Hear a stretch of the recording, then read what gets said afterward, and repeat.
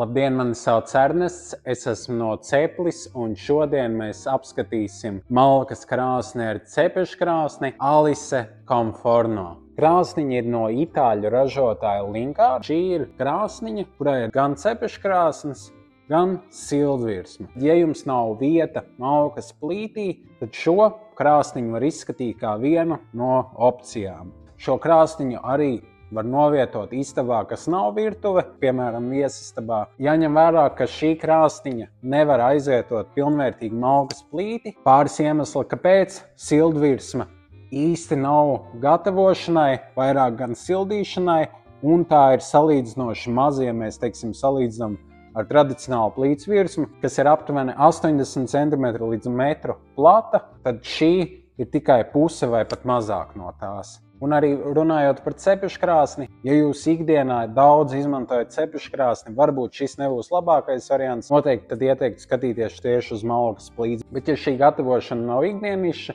cepeškrāsnes izmērs būs pilnībā atbilstošs šāda veida gatavošanai. Tālāk jau nonākam pie cepeškrāsnes, kas arī atšķirs šo krāsniņu no pārējām. Runājot par cepeškrāsnes durvju uzbūvi, tās ir izlietas pilnībā no bieža čuguna. Šeit ir kromēts tērauda rokturis, kuram ir šāda te neuzkarstoša uzlika. Protams, cepeškrāsnī arī ir stikliņš un iestrādāts termometrs.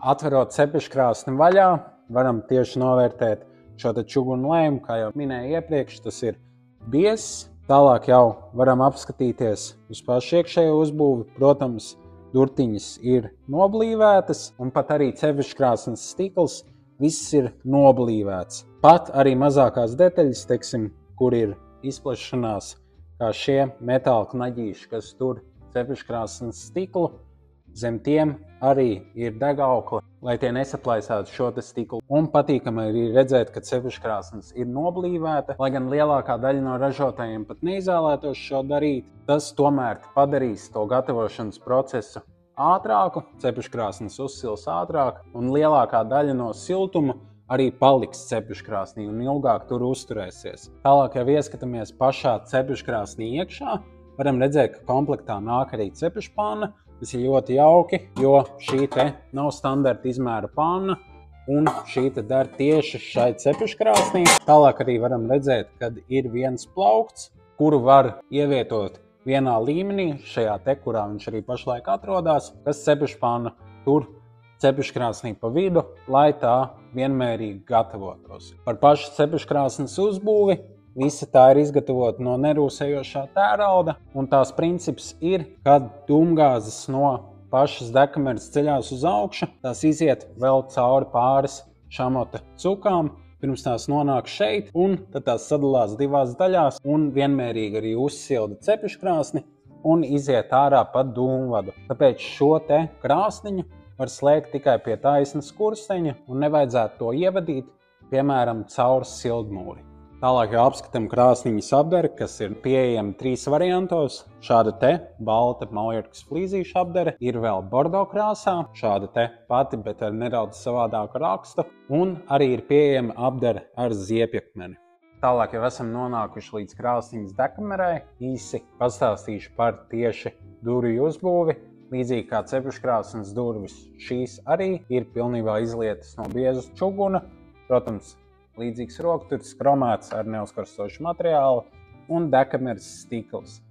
Degkameras stiklam pozitīvā īpašība šajā gadījumā ir šī sekundārā gaisa padeve, par kuru es pastāstīšu nedaudz vēlāk. Tā veido augstā gaisa aizskaru un šis stikliņš paliek tīrs ilgāk. Tālāk jau atveram degkameras durvis. Uzreiz arī vēršu uzmanību pie blīvējuma, kas šeit ir veikts izcili. Gan blīvējums ir veikts durvīm, gan arī stiklam, un arī tāpat kā cepeškrāsnes stiklam, arī zem visām šīm te vietām ir palikt šī te degaukla, lai palīdzētu pret izplešanos un saraušanos. Tādējādi jums nav jāuztraucās, ka stikliņš var saplīst pie liela karstuma. Arī visi degauklu gali ir patīkami nostrādāt ar šādu te karstumizturīgu foliju tipa līmlenti. Tālāk jau skatīsimies tieši par krāsniņas uzbūvi. Sāksim ar tās augšdaļu. Tā ir pilnībā izlieta no bieza čuguna.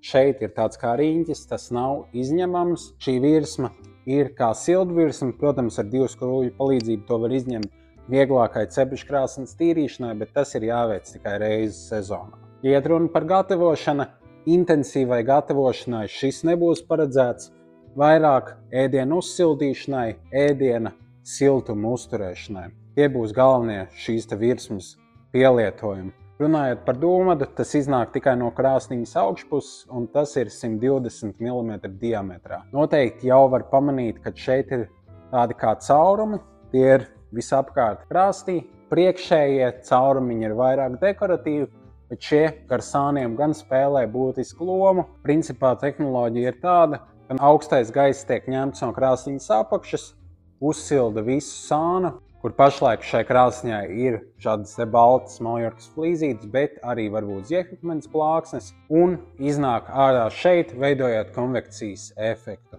un piepildot telpu ātrāk ar siltu gaisu. Līdzīgs princips arī ir aizmugurējiem iegriezumiem. Skatāmies iekšā dekamerā, uzreiz pirmā lieta, ko redzam, ir šāds biezs čuguna aizsargs stiklam, lai pagalis to nesasmērē un arī nesabojā. Ieskatoties dziļāk dekamerā, uzreiz varam redzēt, ka visa dekamera ir izvietota ar šamata plāksnēm, kā arī šamata plāksnes iet augšup, kā jau minēja, šeit dūmgāzes iziet caur pāris cukām, lai paaugstinātu šo efektivitāti. Bet tajā pašā laikā tās nav pārmērīgi daudz, lai arī cepeškrāsnes efektīvi uzsiltu.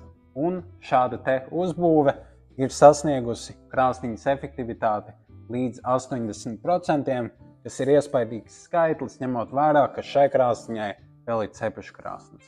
Tālāk jau noteikti radies jautājums, kas ir šī nerūsējošā tērauda plāksnīte ar caurumiņiem. Tā ir 3. gaisa padeve, kas ņem gaisu no aizmugures un pievada to dekamerai. Tās princips ir salīdzinoši vienkāršs, kad šeit kurās malka, ir malkas daļiņas, kas pilnībā nesadeg.